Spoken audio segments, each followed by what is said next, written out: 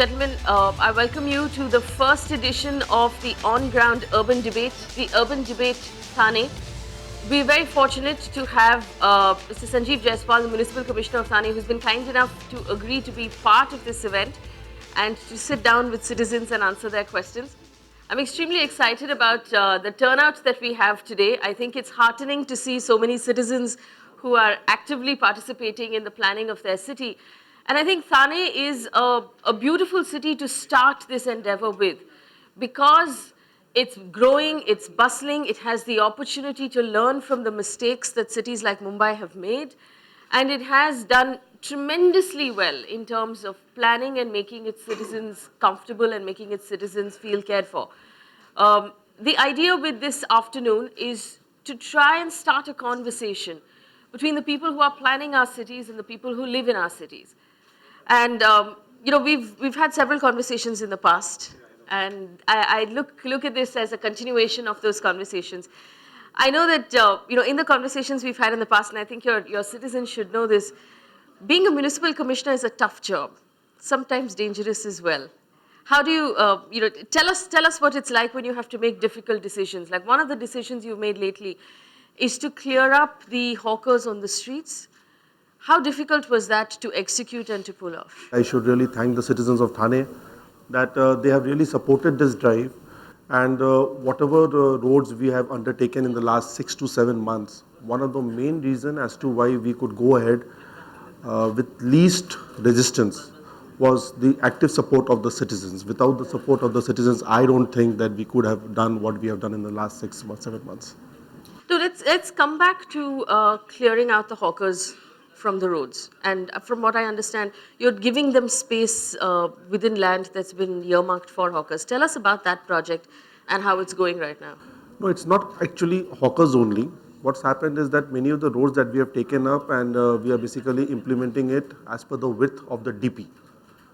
And in course of the DP implementation, obviously, like supposedly if the existing road is of a 15-meter or a 20-meter width, and we are expanding it to 40 meters as per the DP width or 30 meters. In that case, all the structures which were on the erstwhile road, on the 24 meters or 30 meters or 15 meters, they get affected. Right. Now, few of them get partly affected, few of them get fully affected, and the person loses his livelihood.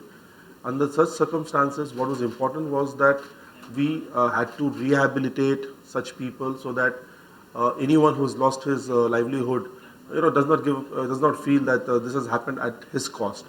So it was a very threefold strategy that was done. Initially, we got a plain table survey done.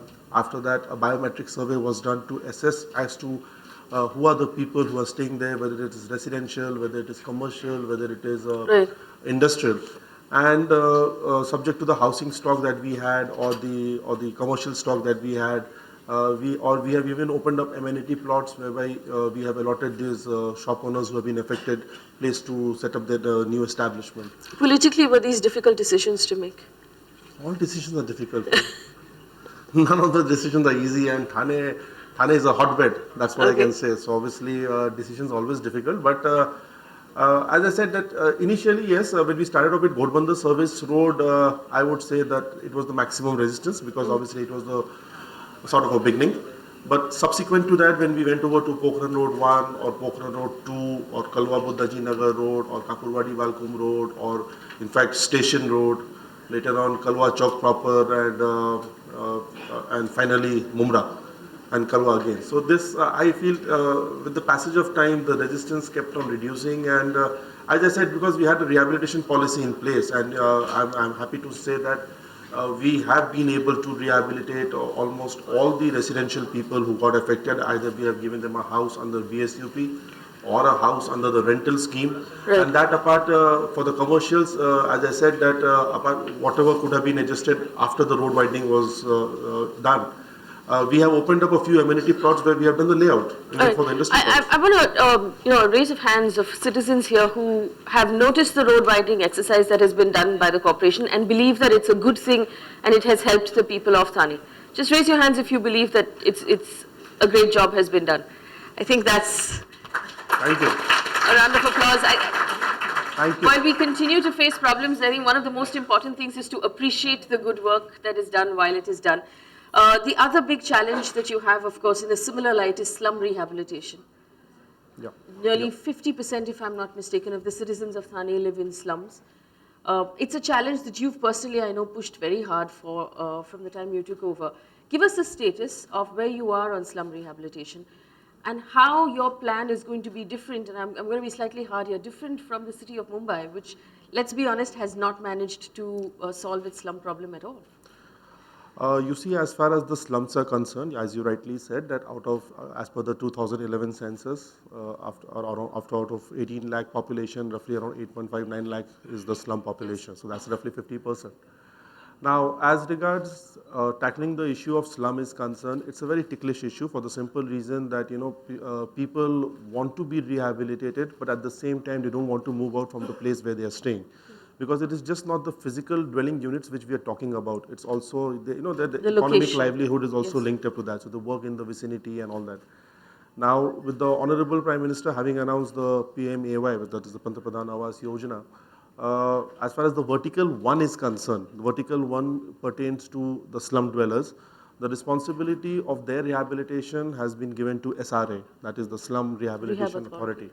And as far as the vertical 2 and vertical 3, which are the project affected persons or those people who are living in the non-notified slums, these people are to be rehabilitated as per the housing plan that you make by the concerned corporation.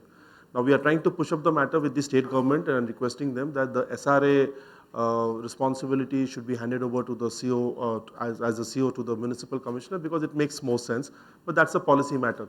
Now, as I said to you that as far as the slum notified is concerned, notified slums are concerned, the SRA is working on it.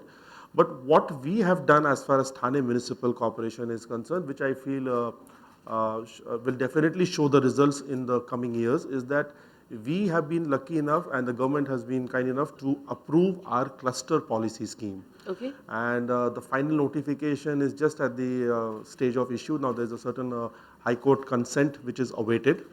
And basically what it entails is that once the cluster policy is implemented in the city, then this would be tackling the issues of the so-called dilapidated or the illegal buildings, including slums. So basically, if there's a tenement which is in the range of around 10,000 square meters or even 4,000 square meters, whatever be it, it is very haphazard today. It is unorganized. It is unplanned. And the basic amenities as far as the civic issues are concerned is in a very pathetic situation. Now, cluster policy would be a new window which shall open up all these areas to be tackled, including the slums, in the near future. I am hoping that the High Court would give the approval to implement this scheme very soon. The other challenge, of course, with slum rehabilitation is that the general view that slums tend to be vote banks. So while the people living in the slums don't want their location to be changed, a lot of times political parties don't want those locations to be changed either. How do you handle those issues? Uh, I don't know exactly how to react to this because obviously it is a difficult question to be asked to me. I think the political people would be a better person to address that. But having said that, it's not that at all the places the resistance is there. As you rightly mentioned, you see basically as far as only redevelopment of the slum is concerned, maybe on a consensus, everyone would be on a common platform barring a few. But the bigger issue is that if you are to rehabilitate them and you have to shift them, you're not doing in situ redevelopment. That's where the problem is because yes, it is a vote bank and no one wants to lose the vote bank. I don't want to quote cases, but then I know that I have had instances both here and even in Nagpur when I was the municipal commissioner, that the moment you offer an SRS scheme or you offer any BSUP scheme and you say that this person has to move out, this slum has to move out around 4 to 5 kilometers away from where they are right now, immediately what is seen is what is the jurisdiction of that ward. And the moment the voters so-called are moving out of the ward, then it leads to problem. But I personally feel that this is where the civil society has a role to play, and if the citizens of a city or if the people who matter, the voice who matters, I always believe in this that ultimately if the voice of a city is strong enough, then the political will has to bow down to that. So now it's the call of the citizens of the place. One of the problems that I know that the city of Thane is facing is water. Having said that, we do know that it's been a tough year in terms of rains for most of the state. But how are you facing your water shortage? Because you're short of about 130 MLD, if I'm not More than mistaken, that. more than that right now. What are you doing to handle the water shortage? Once, thrice a day is when the water comes There are into Thane. shutdowns. There, no, not necessarily. There are shutdowns like the TMC shutdown is once a week. The MIDC shutdown is for almost 60 hours a week, and the STEM shutdown. I have three sources of water, and the STEM shutdown is for 48 hours. Yes. Coming to the issue of water, you see now that obviously we are expecting the monsoon, so I can heave a sigh of relief and say that we have just passed off the wave. But yeah, it was a bad year as far as monsoon is concerned, and Thanekars are used to a very continuous water supply, and it was really difficult for them to accept the situation that they were having water cuts or maybe water supply not being there for 2 days or 3 In days. November, you promised us a water audit. Has that been done? Part of that has been done, Okay. and as I mentioned to you that you see basically the problem of Thane city is that on a regular basis the city gets almost 480 MLD of water, and if I were to see the population and presume that on date it's around 22 lakhs, even then around 200 to 220 MLD is the per capita availability, 200 to 220 liters per day per capita, which is good enough. But the problem is that the distribution network in the city is not yet very good in certain pockets, especially the new expanding part of Thane. Okay. Like when you go further down from Ghodbandar side, which is which is a new part of city, which is really growing up. And there are pockets in Mumra and Diva, especially, and parts of Kalwa, where basically of the railway issues, there are certain pockets where we don't have a proper network. Now, under the augmentation scheme of the remodeling water supply, we have submitted our proposal under the Amrut scheme. And as far as like immediate measures were concerned, we took a lot of bore wells in the city this year, and we also went in for a lot of well cleaning. A lot of citizens on their own cleared the wells in the vicinity where they were staying. Overall, it was a bad year, but this year is going to be a good monsoon. But then the learning experience, obviously, is that somewhere I think that we will have to promote the cause of the reuse and recycle of water, because you see the supply of water is going to be limited, the demand is going to increase as years pass by, and creating a new source, though Shahi and Karu Dharan is one of the proposal which is in the consideration, but at some stage, if we are able to cut down on the use of filtered water for the non-potable needs like gardening or washing or even for the industrial purposes, then I feel that the net surplus, in the sense that the net availability of water would increase. Right. So we are working on that. I'm glad you brought up the monsoon. Is Thane monsoon ready? I think just 3 or 4 days back, one of your interview was there, and she asked me about, is Thane monsoon ready? Well, yes, Thane is monsoon ready. Let me be very honest about it. A lot of your arterial roads are still being worked on. So if it rains on those work sites, it doesn't make a difference. You see, the point is what I'm trying. If you permit, I would like to explain this in a slightly detailed manner. You see, let's go road-wise. Ghodbandar Service Road, the work is completed as far as the right-hand side is concerned. We are opening it for the public in the next 3 to 4 days. There are certain electric pole shifting to be done, which should be completed by 7th or 8th latest. Ghodbandar Service Road, left-hand side, again the work is completed, but there the problem is of the 4 pockets of Sanjay Gandhi National Park, for which we have applied for the clearance of the State Wildlife Board and the National Wildlife Board. Kapurwadi Balkum Road, the work is almost complete, and the machinery out there would be moving out within a day or 2. Station Road, the work is as good as completed. Whatever remaining work remains, that will be over in a day or 2, and we are opening up all these roads. Why I am saying this is that the Kapurwadi Balkum Road, that chalk will be opened up. The Station Road unofficially has opened up, but formally it will be opened up for the public in the next 3 or 4 days, because we had code of conduct, so we had kept ourselves on the wraps. Now, as far as the Mumra Road is concerned, the asphalting part of the widening part has already been completed. Now, the problem is in Pokhran 2 and Pokhran 1. Now, Pokhran 2 we started late, because obviously the widening took place a little later as planned. But the most important thing is that in Pokhran 2, we are not doing anything on the existing carriageway. Now, whatever shall be done is an expansion of the existing carriageway in the form of a service road. So basically, the existing road, the existing footpath remains as it is, and it is a further extension on the left or right. Pokhran 1 is concerned, the right-hand side from the Cadbury signal till Valtak Nagar, Naka, that will be opened up. Maybe, yeah, there a lot of machineries are still there.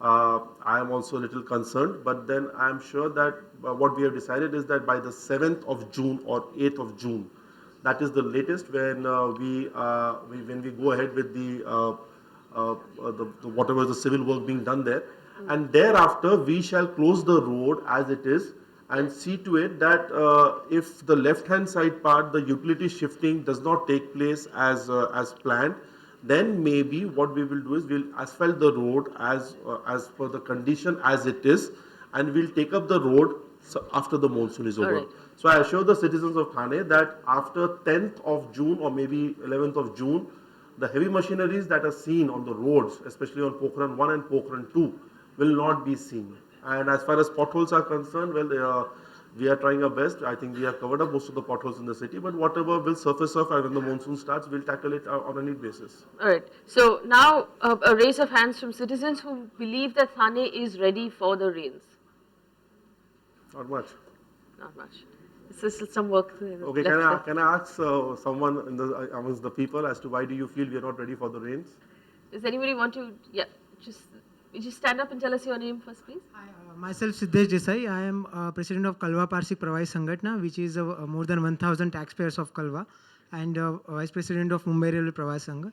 So first thing, I like to thank about whatever action you taken on Kalwa, Mumra, and Thane. But unfortunately, from Kalwa is the situation is horrible. As the road from Karegaon Fatak to Kalwa, you can say it, almost more than a year it work is going on, and still there is no end. We are suffering a lot. So that's why we don't think that we are monsoon ready. No, again, I would like to differ with you. You see, when we talk about being ready for the monsoon, it is more so in terms of the preparation for the rainfalls and for the waterlogging and for the flooding and the flash flood which takes place. What you have rightly pointed out, these are the infrastructure projects of, either the connectivity improvement in Kalwa or the periphery. Now, the Karegaon ROB which you mentioned about, you see, it has got stuck up because of the land issues pertaining to the Mafatlal complex which you are aware of. And that really, it is not something which is an immediate creation of this year. This is a project which has been pending for quite a few years. Definitely, if these projects take off, then obviously the traffic woes in that area would reduce. I know I have received a few complaints from some citizens and maybe some suggestions also either in the form of WhatsApp or on mail or through SMSs, saying that whatever debris or silt has been removed from the nalas or from the storm water drainage are yet to be shifted to the dumping ground. We are in the process. So, what the basic point, again, at the cost of reputation, infrastructure projects, like suppose that I also know the connectivity for the city, metro is very important. Metro has been announced yesterday by the Honorable Chief Minister. Now, if metro or the Ghodbandar bypass road or the Kharegaon Kalwa link road, these are linked up to monsoon readiness, I think that is extending it a bit too much. But yes, your points are well taken, and I appreciate the points that you have raised. We are following up the matters, but it is not directly related to this year's monsoon. All right, while we're talking about connectivity, the truth is, and I'm glad, you brought up the fact that the metro has been announced, but in the meantime, Thane station, which is, Thane is a great place to live if you work in Thane, but if you have even otherwise. Even otherwise. I'm planning to settle here. I'm sure the citizens are happy to hear that. But the Thane station right now is handling a load that seems far beyond its ability. The number of people who travel through Thane station to connect to the main city. There was a ring rail, talk of a ring rail that happened that never did happen. Now we're talking of a metro. It just seemed like the city of Thane needs a second station. Where are we on just decongesting Thane station? Faye, if you recollect, last time when I spoke to you, I had mentioned about few of the projects which were in the planning stage as regards the decongestion of the existing Thane station is concerned. It's a fact that almost 6.5 lakh commuters move to and fro every day from the Thane station, and it is really overloaded.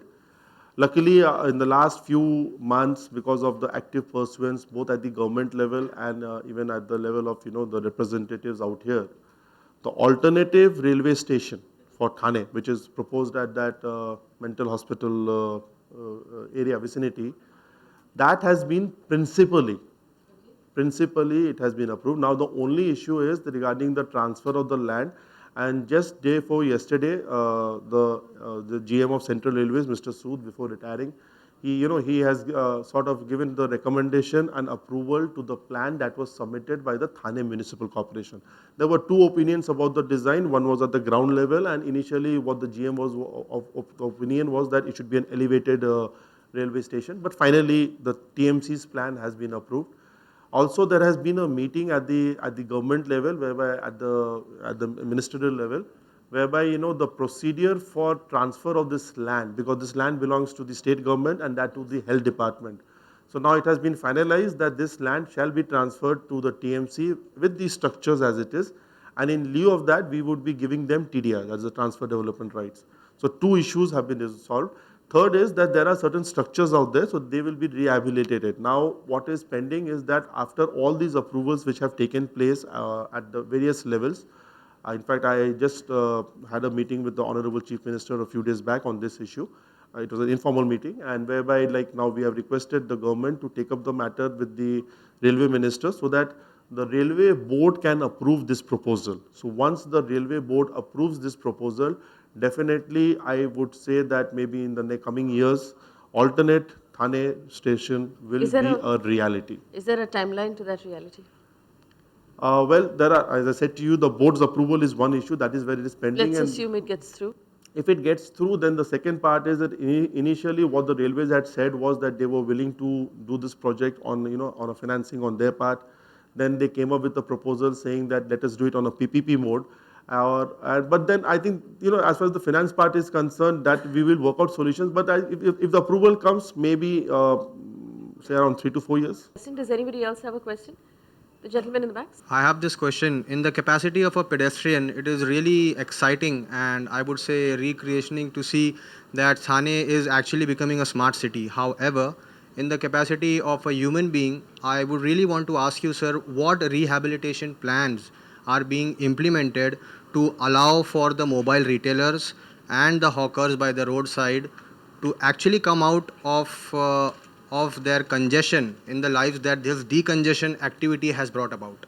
You have raised a very important issue, and actually for any urban planner, this is a question which has a double angle, in the sense that at one end everyone feels that hawkers should be removed, but at the other end there is a social angle to it, that that person's livelihood is related to that. So obviously, even if someone feels that why don't you remove the hawkers in one go, then the second question would be that where will they go? So keeping that in mind, if you have been following up the news, then just recently around 2 months back, we have declared a few dedicated hawker zone in the city. So I would say that evolving a full-fledged hawker policy by which any city would be absolutely hawkers free in the given circumstances or in the present scenario that we have looks to be a difficult proposition. Are you appealing to citizens to not buy from hawkers who I didn't say that? What I just said here was that there is again, as I said, like someone can question me saying that, okay, sir, like if I'm getting something next to my house, how can you stop me from going to a place which is 5 kilometers off? And the problem is that, like unlike the Western countries, you see that, like we have somehow lost the interest, I would say, to walk down and purchase things. We are so used to having things at our doorstep. My name is Ashish Samant, and it's M. There's another rhyming word called as Savant. I had an authorized house in Eur. We are one of the oldest residents in Eur. It was broken down by TMC. The house of a person called as Savant was to be broken. It is all there in Times of India, Maharashtra Times newspaper. When was this? In 2010. Anyway. I was not there that time. You are not there. Anyway. Wish you all the blessings, sir. Since we are living in Eur, there was a tourism zone like Mathiran and Mahabaleshwar to be announced at Eur. What are the plans for Eur forested area from TMC? And I will meet you in your office. I would like you to help me out on this. I'll have a look. Okay. Coming to the issue of promoting ecotourism in Eur, definitely the potentials are very high, and it's really sad to note that really not much has happened in the last few years as far as promotion of ecotourism is concerned. But just around 3 weeks back, I had a meeting with the PCC of Wildlife, Shri Bhagwan, and he was very positive in that meeting. And we have just finalized the design for that tribal interpretation center out there, which is coming up in Yor. So that basically will be funded by the TMC, and the forest department has given their consent to go ahead. We'll be submitting the plans. As regards the ecotourism is concerned, now the forest department has also taken it seriously. As far, you see, it's the role of the forest department. I really do not have a much of a bigger role to play in the forest areas.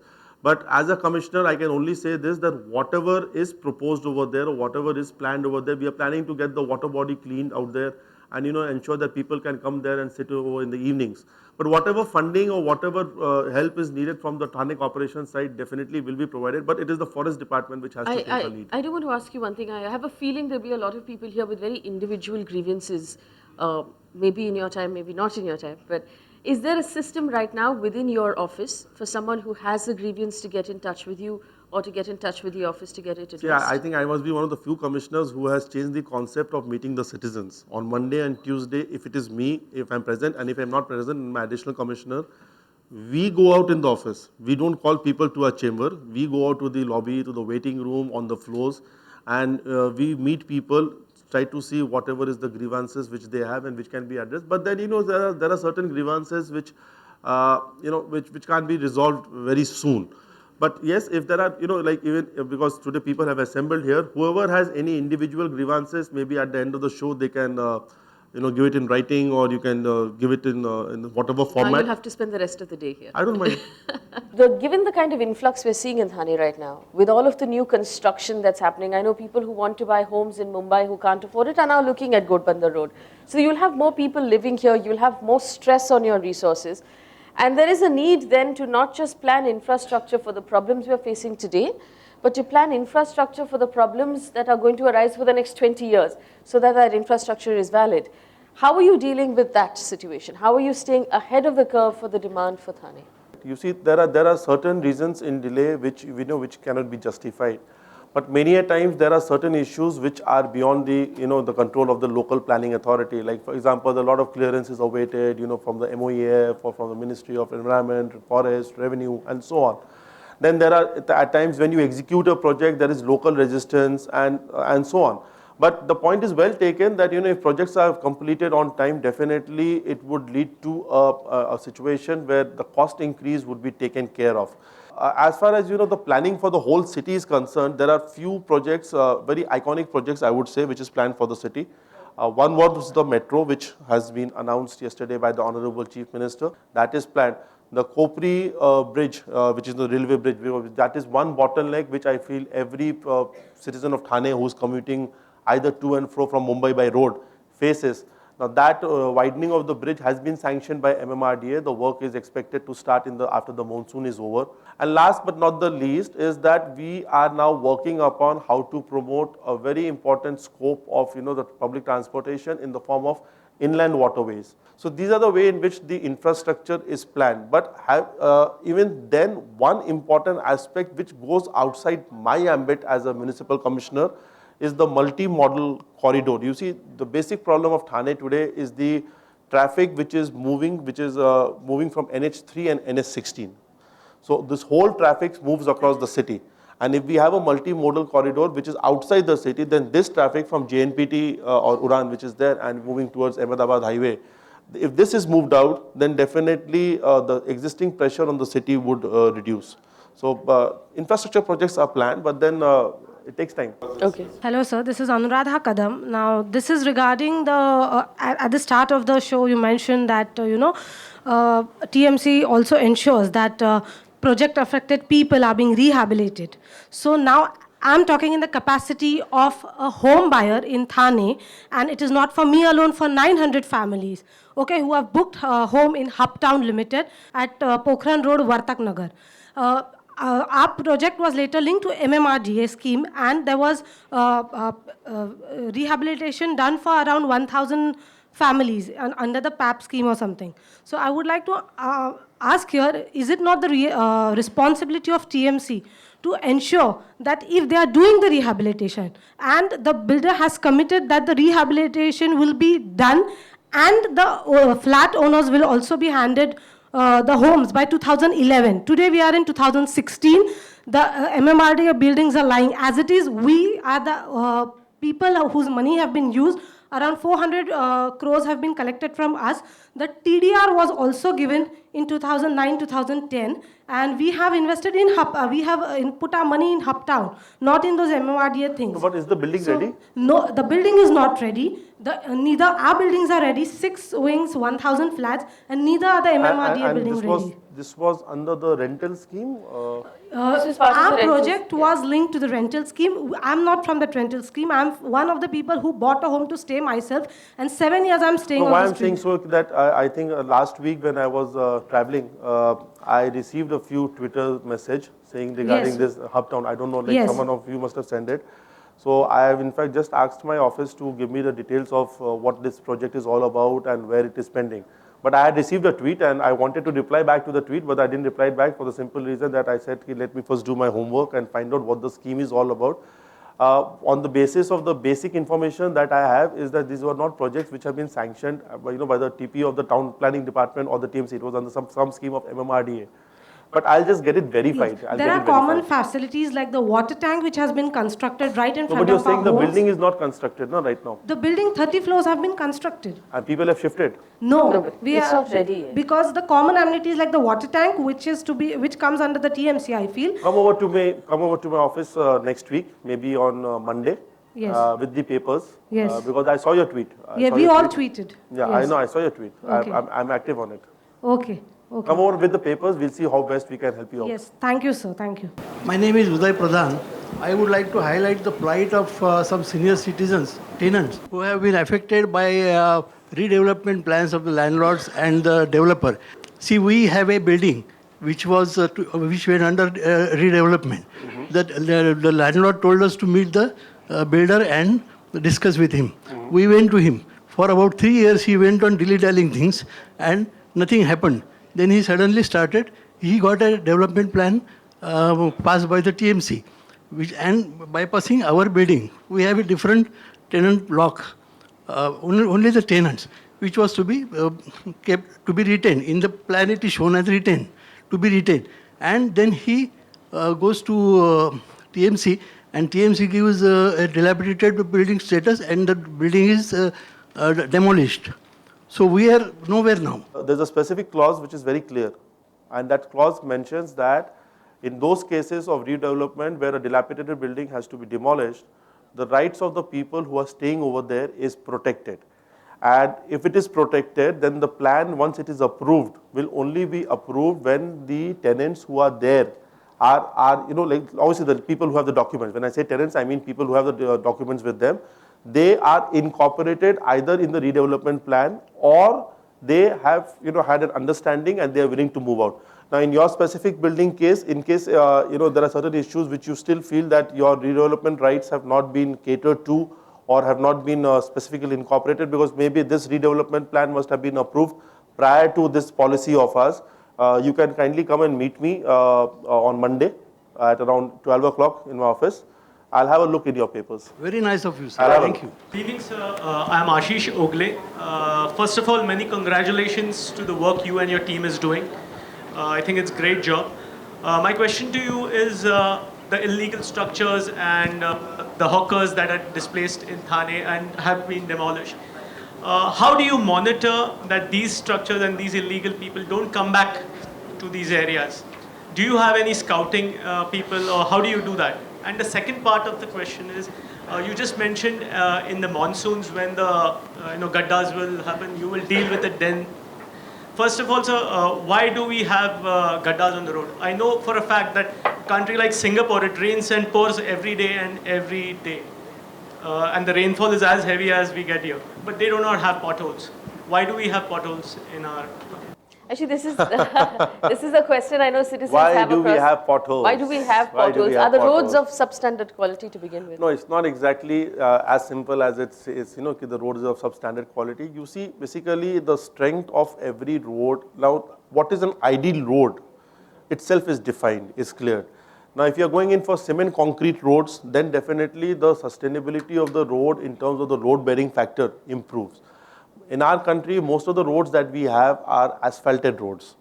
And if you have an asphalted road, then the moment you have a load factor over and above what that asphalted road can take, it leads to problem. A. Second is that, whether I admit or don't admit, it's a fact of life that you have overloaded trucks, you have overloaded vehicles, which is flying freely in the city. And third is, what I say, the intensity factor. Now, in cases wherever cement roads have been made, you don't get instances of a pothole being developed over there. But if I were to change the whole city into city roads into cement concrete roads or UTWT roads, it costs, and it really costs a lot. So that is where the problem is. At few places, it could be that the work quality is of substandard, and definitely that leads to problems. Second is, when the monsoon starts and if any road develops a pothole, then, you really can't go in for asphalting again because that will not stick. So you can't have that hot mix technology used. The only thing which you can do is do a fill-up by using the cold mix technology. We are taking a jet patcher machine, which I feel to some extent would take care of the city. But then, yeah, I'll be honest, as a municipal commissioner, if I were, if I don't say this or if I don't admit this, that no one can assure that in the monsoons there will be no potholes newly created in the city. Potholes will be created, but the best that we can do is we can see to it that it is addressed to at the earliest. But the problem is, you see, like if you, I have this instance of nala cleaning. I'll give you an example. Now, every year before the monsoon, we go in for a very intense nala cleaning, and we get the garbage removed and everything that is dumped. And immediately 3 days after the nala is clean, again the filth or the dirt or whatever the material is, I have seen people throwing mattresses in the nala. Now, I have a basic question. Please don't take me otherwise. I am also a citizen. Even if I am a municipal commissioner, I am also a citizen of this country, and I take pride in being a citizen of Thane. My point is this the responsibility of the corporation only? Are not the people responsible for this? People who are staying across the nalas, they dump. You take a classic case of a sugarcane vendor, who does his juice. Every day he does, morning he does his shop out there, and the evening the first thing he does is he picks up all the leftovers and throws it to the next nala or the road which is nearby. So ultimately there is something called a social awareness which is also equally important. I have seen people traveling abroad, and many of you must have also traveled abroad. We follow the etiquettes so much that even if someone is having a chewing gum or a chocolate wrapper, the moment he is through with it, we wrap it and put it in a pocket. How many of us do it in our country? And this is a question which I think even the civil society needs to think about, that we need to improvise our civil sense. Madam, you have dustbins here also, maybe not as close as it is, but then the usage and the mentality, ultimately there also we put it in a pocket now. It's a mindset, is what you're talking about. The lady at the back who has the mic, go ahead. I have got two questions. Yes. One is, like say we have enough service roads which have been constructed, but most of them are obstructed by parked heavy vehicles. So it is like say half the road is covered. Point number one. Point number two is, like say I am here in Thane for the past 35 years. I've seen the development and we are very happy with the development. But one thing is there, if you go to Nopada, there is no parking place at all. I mean, so how do we go there? We are forced to take an auto rickshaw because we don't find any parking space. Otherwise the cars are towed away or it has been locked. So these are the two issues which I would like to bring forward. I agree with you that as far as service road is concerned, it is being, I would say, illegally used by the so-called, the car shops which are there, or the garages which are there, or even some of the heavy vehicles which are parked over there. In the last few days, if you have been reading the newspaper, we have intensified our actions on all these vehicles which are being parked by the showroom owners. And in fact, we have imposed a penalty of more than 50 lakhs in the last 3 or 4 days. I have in fact given written directions to the DCP traffic to see to it that all such vehicles which are parked on the service road should be towed or removed. Now, if I had things in my hand, but if I do it tomorrow, at times it comes in my mind that why don't I just take a JCB and bulldoze all these vehicles which are parked there. The moment I do that, everyone in the media and my friends like Faye would say, this is a commissioner. In any case, you have branded me with what names. I hear every day a new name for myself. Someone calls me a dabang, someone calls me a singham, someone calls me a demolition man, someone calls me a madman, someone calls me, I don't know what all you call me. If I do this, then someone is going to say this is against the human rights. How could you demolish, how could you use the JCB on the vehicles? But I promise you, madam, I promise you that as far as the service road is concerned, it is on my personal agenda. It is on my personal agenda that I will see to it that this nuisance stops in the city. Right, gentlemen. One moment, ma'am. Give What do you call me?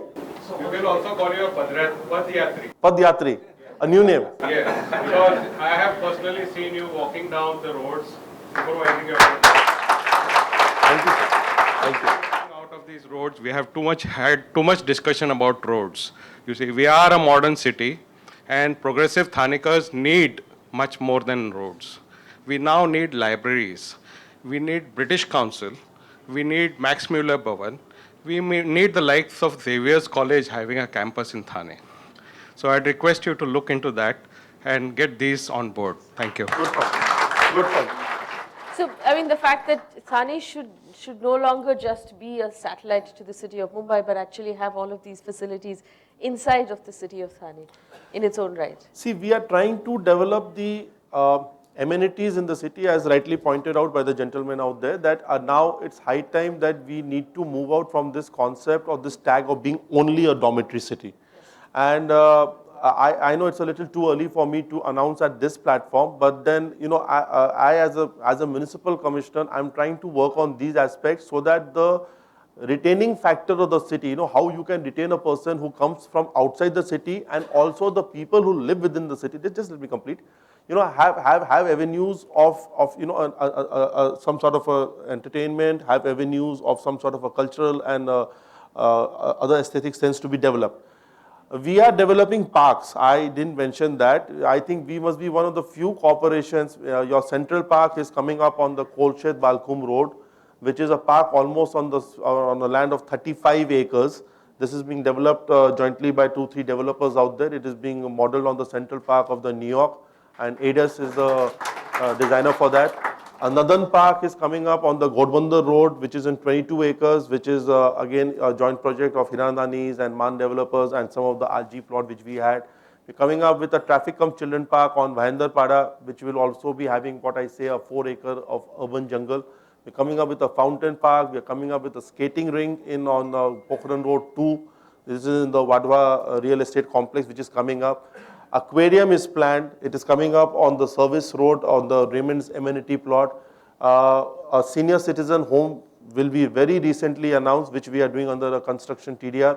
A working woman hostel is planned, which is also coming up under the construction TDR. We are constructing police stations through construction TDR, fire station at Kharegaon, Kasarwadwali police station, Kalwa police station, and multi-level parking next to your Viviana Mall and Jupiter Hospital. So, but then yes, having said all this, the other aspects which go to shape a city in terms of that, the special tag is needed. I, on my part, now I can say that with monsoons coming over to quite an extent, my previous 6-7 months have gone off mainly on the roads. I know there have been cases where people have come and said to me on a lighter vein, कि तुम्हाला भेटायचं असेल तर तुम्हाला रस्त्यावर भेटावं लागतात. So this was the category. So I said कि अभी मैं रास्ता का आदमी हूँ तो रास्ते पे मिलो ना, problem क्या है उसमें.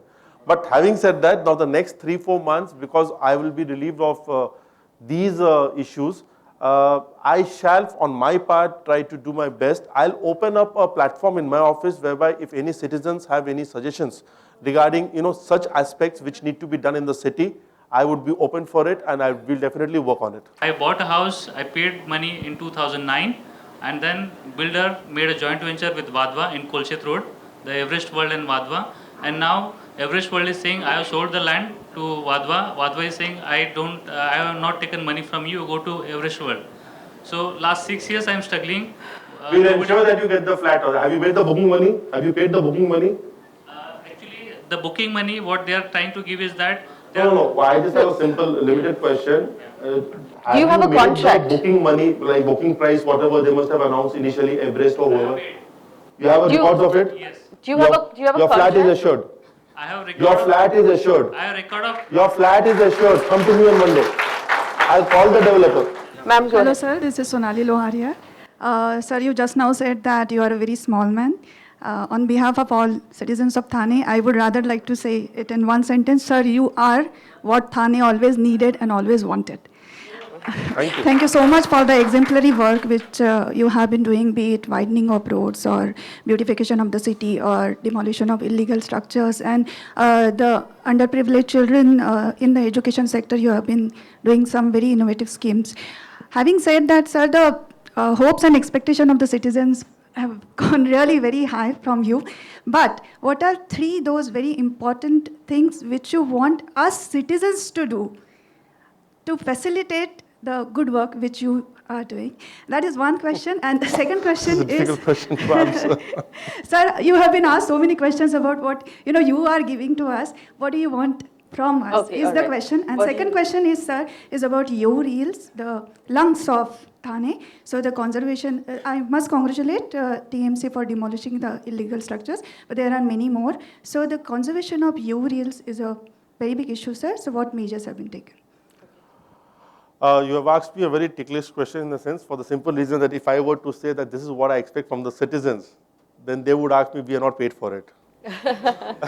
So you have a right to ask me and to question me and to fix responsibilities on me for the simple reason that I'm a paid government employee and obviously it's my duty to work. But then if I were to take the liberty, if he permits, Yes, please. good enough. I think you see, it is the need of the hour. The need of the hour for any citizen of any city is that develop a voice. Please develop a voice. What has happened is that all of us are very good to speak to, are very good to when we have to address our issues in a crowd or with people around.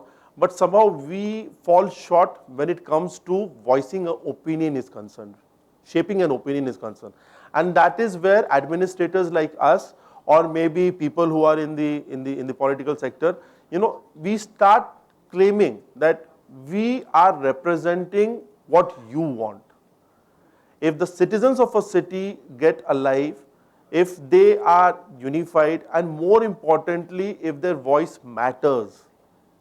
I keep on saying this, I am from Calcutta, I know I have a slightly socialist bent, but when I say this is a city, this is a nation where many of us, in spite of having a voice, is voiceless.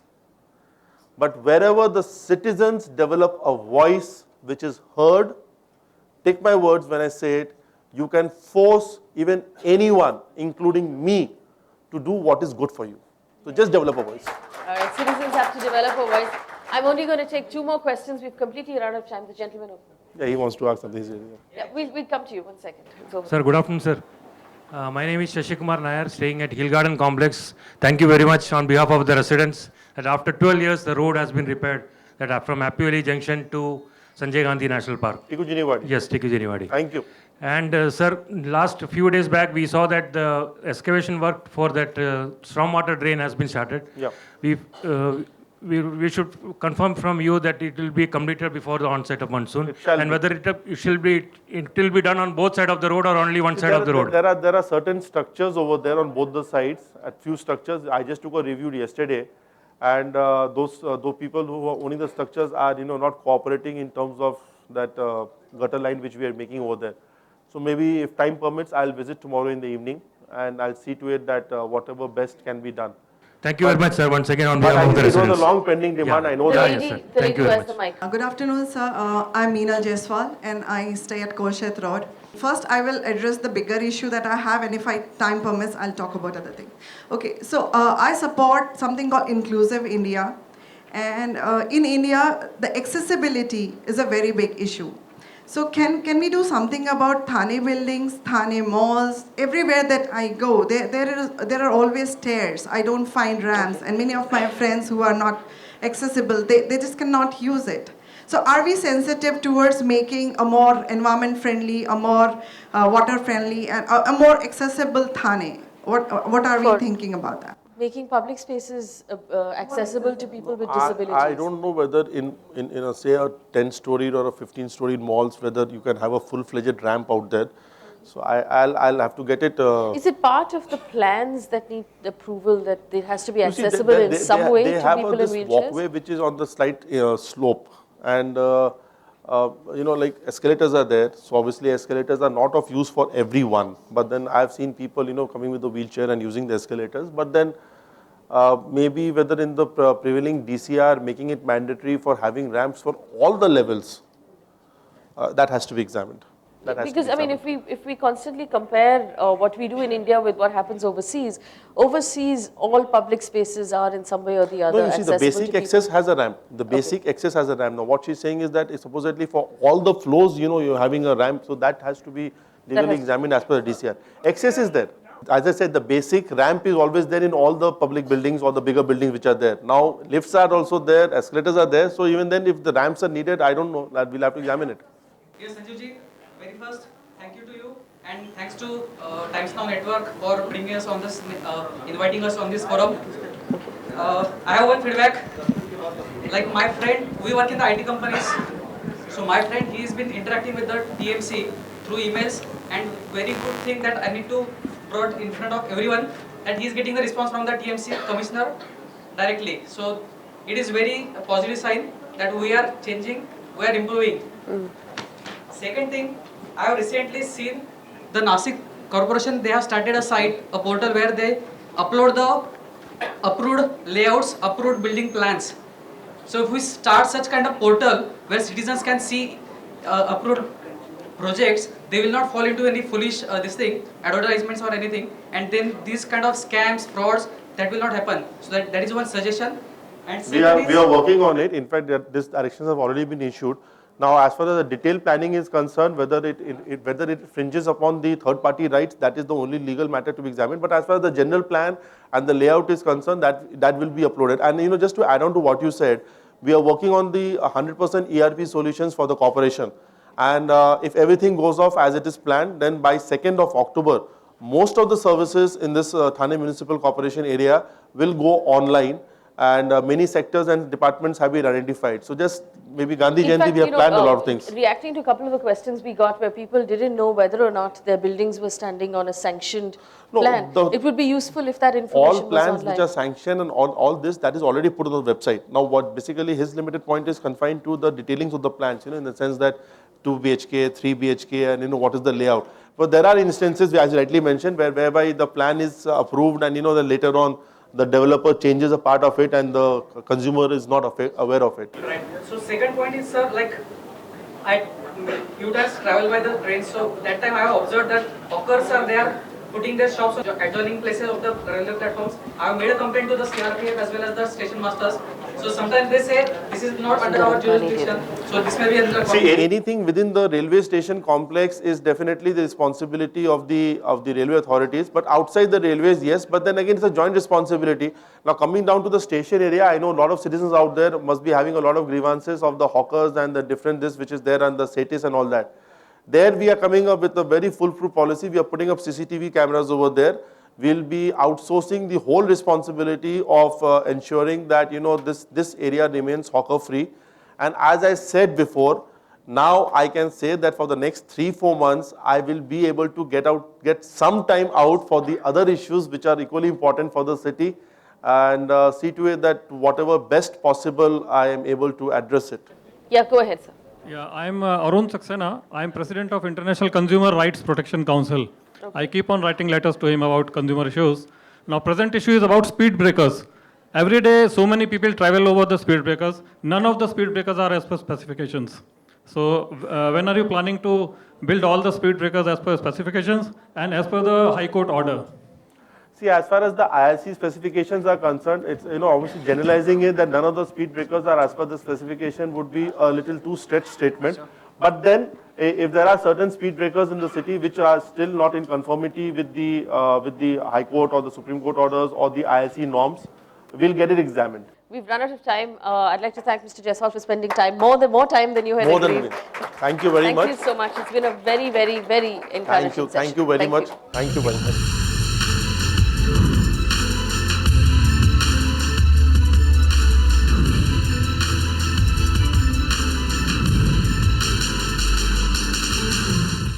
You can watch live TV on our website mpnow.in. Find us on Facebook at facebook.com/Magicbricks Now. And don't forget to click the like button. You can also follow us on Twitter at Magicbricks Now.